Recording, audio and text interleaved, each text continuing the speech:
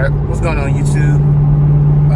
Just want to do a quick video on the top 5 things you should know before owning a V8. I had a Tiburon, which is a V6 sports car before this, and going from that to this was a huge jump. And in the video I'll be telling you why. If this is your first time watching, like and subscribe, turn on the bell notification. Yeah, let's jump right into it. Alright, the first thing was going to be gas, but the first thing we'll talk about is attention, and that goes both good and bad. There's a lot of people that'll try and race you for no God-given reason, just because of your car. For a prime example, let me see, that white truck up there. It's a prime example. I mean, I'm just cruising home from work, and he was trailing me hard, so I knew he was trying to do something. I got into this passing lane, he got beside me, shot off, whatever. I'm not really trying to race right now, but yeah, attention, it goes both ways. People love looking at your car and also like to test you a lot. It's up to you.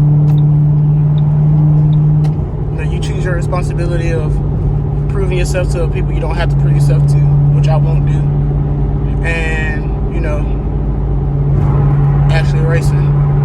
I didn't really buy my car for the strict fact of just racing folks on public highways and shit and stuff like that. I bought it because it's my dream car. It's a V8. It sounds good. I want to do stuff to it. I don't want to wreck it. So that's definitely something you gotta look out for. And also on the vice versa side of that is, people love looking at your car.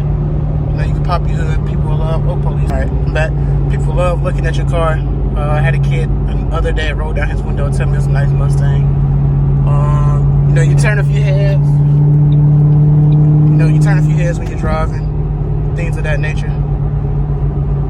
But yeah, I was gonna say gas is the number one thing, but attention has definitely been one thing that I've noticed a lot of unwanted attention. Mainly, it was a guy the other day. I won't get into it, but I mean, he was, I don't know, I guess he wanted to race. I wasn't catching or picking up his his signals or whatever. But yeah. So number 2 is gas. I had a V6, like I said, Tiburon, $29, lasts me a whole week of driving back and forth to work. This is the complete opposite. I wish I had my Tiburon back for that sole reason, but gas is hell in this car. To show, I put a full tank in it yesterday. That's where I'm at. I've only went to work for a day and a half, but this counts as 2 days, going back and forth. Gas is horrible. Gas mileage is horrible. And it's also expensive because I put 89 and 93 inside here. I don't use 87 anymore. So not only is it expensive, but it's also gone every 3 or 4 days. Got my tissue paper and water. That shit's like gold out here nowadays. Anybody need any water? 1 bottle, $40. Hit me up. But let me know what y'all think about this coronavirus as well. I've heard conspiracies about it. I mean, I definitely don't think it's a conspiracy. I mean, not everything happens out of left field. There's a lot of things going on behind the scenes while this is taking place, for sure. But yeah, I don't think it's a conspiracy. I don't think it's man-made. Because if you look at the bottom of the back of a Lysol, they've been on there for years. So it's definitely not man-made, in my opinion. But yeah, gas is a huge thing. And also paying attention to what gas station you use. I only use Shell, Chevron, BP, and Mobil 1, like the top tier-ish brands. I stray away from like Texacos and stuff like that. That'd be one thing I also point out about gas. The third thing for me personally was being rear wheel drive. It's a huge difference from being in a front wheel drive car A, your burnouts don't look stupid. And B is, even though you're burning out in the back, you also have to be aware that, you know, your differentials, your gearing is all behind you. So you can lose it pretty easily. And yeah, fishtailing is not fun, to be honest with you, especially if it's unwanted. Definitely don't like fishtailing on my own time. If I'm trying to, it's different, but I definitely don't like it. Yeah, that's another main thing, is the rear wheel drive. It's fun and all, but you also have to be aware of what you're working with. I mean, my car is not high powered or anything like that, so I don't have to worry about it slipping 24/7. But I would definitely, you know, keep an eye on it, especially going from a front wheel drive car to a rear wheel drive. It's a lot different. You don't have too much control over your burnouts. You know, when I used to peel off, I could control it, you know, with my steering wheel, with my Tiburon. But in this car, you know, it's fair game if you actually lose it. And then, so rear wheel drive is, excuse me, is one of the main things I would also point out inside of V8. The fourth thing I would say is maintenance. You will definitely want to keep the maintenance up on the car. It's a V8, so you really can't beat it up like you would a 4-banger or a V6. They can take blows, but not as heavy or not as durable as the 4-cylinders in some of the V6s, especially the Korean cars and Japanese cars. But yeah, definitely maintenance. Just take care of the car, you know, before you add all these bottles on, throw your wheels on there. You know, make sure your suspension is right. Make sure your chassis is still in good shape. Make sure your engine is good. Change your oil.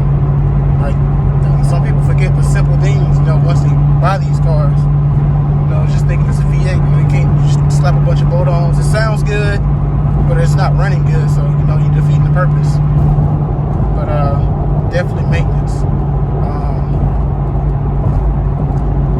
Or it'll just be another, you know, messed up car, pretty much. And the fifth thing, which is the thing I love the most, is the exhaust note. You know, with a 4-cylinder or a V6, you got a straight pipe and take literally everything off for it to get a good sound. It sounds like trash, especially on some of the Japanese cars. But yeah, definitely exhaust note. I mean, it's really natural, you know, especially inside the Mustang. But the exhaust note is perfect, you know. I'm gonna throw a clip inside there when I can.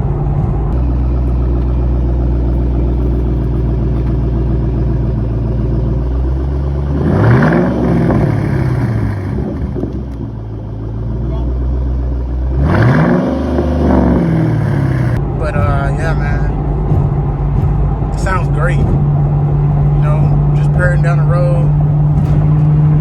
All I got is my mufflers deleted. That's all I've done. Everything else is stock. It's still the H pipes, factory, everything. I mean, it sounds great. You know, that's definitely probably,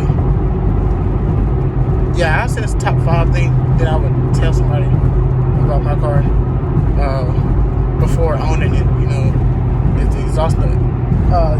YouTube videos don't do it as much justice as owning it in real life. You know, I don't watch the million Mustang videos, Mustang Week, all the other stuff.